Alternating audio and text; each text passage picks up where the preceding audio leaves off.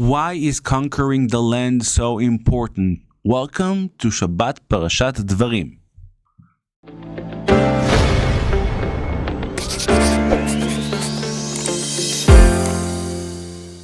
We are starting the last book of the 5 books of Moses, and this is the great speech of Moses, starting now. Moshe Rabbeinu is going to try to give his life messages, the real window into his soul, a story that will summarize the journey in the desert, actually even before that, into conquering and bringing us to the land. And in the midst of reading the parasha, you will see a very interesting factor. In many of the places, in many of the areas that we will summarize of places and wars that happened before this starting of the segment, you will hear stories as, at that place, I didn't allow you to enter because it was of the son of Lot. Or this place was the son of Esau. And that place you couldn't go because you need to pay to move there. We know that. In the journey in the desert, there were a couple of obstacles. Wherever the land, the people entered an area that wasn't supposed to be their area, they had to ask for permission. Sometimes they received the permission, and most of the time they didn't.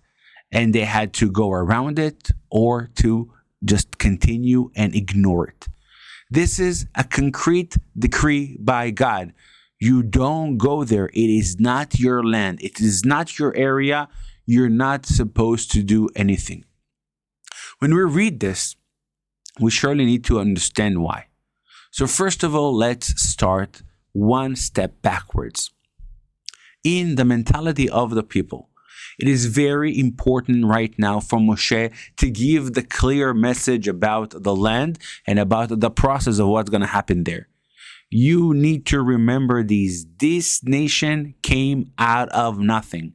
It's not a natural nation developed in an area with battles and wars. This is an community of people that came of slavery. They were the weakest people possible without any power.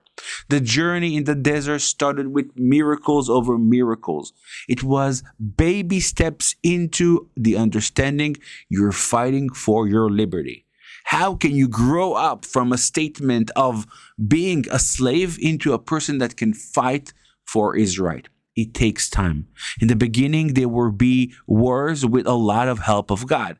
Then now entering the land, we will have less God interference in visuals, only behind the scenes.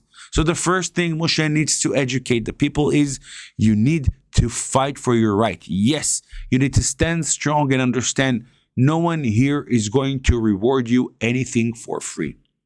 But there's another perspective that needs to be learned here. God brought you to the land of his promise, and God takes care of all the people around us. What do I mean?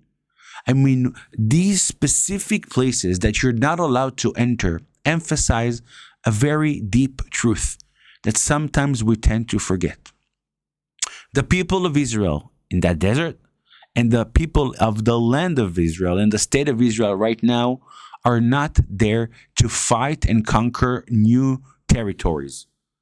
The word colonialism that is being often sometimes used in the area of Israel is such a bad example to describe what happens in the land. Colonialism came from nations that arrived somewhere and just for no reason or just for the sake of money and conquer and power took places that's not connected to them, that's not theirs. The people of Israel is the complete opposite. Even in the process of bringing us back into our land, God will emphasize these areas are not yours. I didn't designate it to you. I wasn't planning to give it to you. Don't take things that's not yours. These areas are other nations. God takes care of everybody. And when you look at the land, then you understand that's exactly what happens here. And we're given the land because God wants it, just like he wants this area to be used by a different nation. This is a deep truth from two levels. Number one, we are not conquering something that's not ours. We're conquering something that was supposed to be ours. And the second thing is even a message clearly to Israel. Don't worry. God is taking care of everybody. He took care about the kids of Lot and Esau. Surely he will take care of his own children, the people of Israel. We cannot talk about this week portion and just ignore what happens or what happened 20 years ago at this week. Tisha B'Av, that starts Saturday night, is exactly like 20 years ago. I was a soldier at that time, entering the area of Gush Katif, the communities in the Gaza area that were evacuated at that time. 20 years ago, Prime Minister Ariel Sharon decided to do something that we are paying the price until now. He decided to debark, leave all the communities and all the IDF, take it out of Gush Katif. And I was a soldier at that time, and thank God I wasn't involved in doing anything like it, and it was a free Shabbat, a free weekend at home, and I decided to go and enter those communities and spend the last Shabbat in Gush Katif. I was in a community called Ganetal, and I remember that Shabbat. I remember that Shabbat because people were looking for a miracle. They waited something to be changed.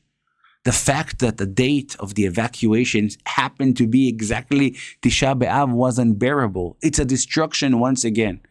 Probably the person who opened the calendar to choose the date only looked at the not Jewish calendar, and he didn't notice it was Tisha B'Av. And then Saturday night, the custom is to sit on the floor and read lamentations for the destruction of the temple. And we were sitting there in the synagogue of Gush Katif, and we read lamentations about the destruction of the temple, but we thought about us, about Gush Katif, and about the beautiful people that are going to be thrown away from their home. That episode in the history of modern day Israel was probably the hardest one. The sights, the understanding that people are evacuating and taking by force their own brothers and sisters. The Jewish people are familiar being thrown away from their home. It happened to us in many decrees, in many places around the world. Never happened with an Israeli guy and a Jewish person having an Israeli flag on his shoulder. That awful week where people were thrown away from their home won't be forgotten. And 20 years after, we remember what happened because of that. We evacuated the area, the Hamas took over, and developed the terror land that attacked us on the 7th of October. What happened at that time? Ariel Sharon, the prime minister, was one of the biggest builders of the area of Judea and Samaria and Gush Katif, Gaza. What happened? And the simple answer is they forgot the mentality of what we started with. God gave us the land. God blessed us with this territory, and God brought us to the land after 2,000 years of exile because He promised to do that. And when we're sitting and dwelling in this land, and it's not important if it's Tel Aviv, the area of Gaza, Beersheba, or here in Judea and Samaria, that is the only reason why we are here. We are not colonialists who came here to a territory far away to make a better life for ourselves. We come here after thousands of years of prayers to return to our land and to dwell in it. The story of Gush Katif reminds us, if God gave it to you, you should possess it. And if you're going to give it away, bad things are going to happen to you. This week, as we're starting the new book, I'm praying and I'm hoping that the event that happened 20 years ago would be the last time ever we will see people being thrown away from their home in their land of Israel. Every nation has their home. Every nation is being blessed by God. And the land of Israel was given by His mercy to the people of Israel. That's the first lesson of the long-lasting ceremony and speech we will hear from Moshe Rabbeinu. This is your land. It's yours. Come and take it. Shabbat Shalom.